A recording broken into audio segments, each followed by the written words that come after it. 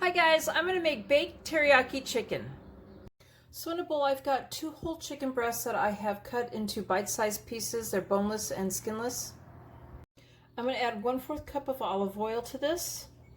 And because I don't want the seasoning of the chicken to overwhelm the flavor of the teriyaki sauce, I'm just going to lightly season this. I have 1/2 teaspoon of salt, 1/2 teaspoon of black pepper, and 1 teaspoon of onion powder. I'm tossing this around and coating the chicken and mixing up the seasonings really well. And I've got my oven preheated to 400 degrees. And my baking dish, I have a large baking dish that I've lightly sprayed with cooking spray. Even though there's oil on this chicken, I just want to make extra sure that it doesn't stick to it.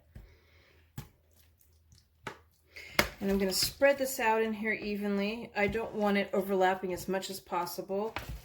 And I'm just going to sprinkle some salt over the top once more, just a little bit. I'm going to bake this for 25 minutes covered, and then I'm going to remove the foil and bake it another 20 to 25 minutes. And I want it to reach 165 in Fahrenheit.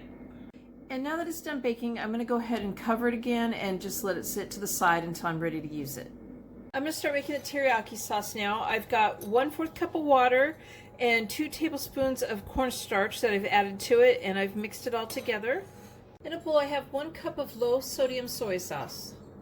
This is 1/2 cup of water, 1/2 teaspoon of ground ginger, 1/4 teaspoon of garlic powder, 1 tablespoon of sesame oil, 1 tablespoon of rice vinegar, 6 tablespoons of brown sugar, 6 tablespoons of honey.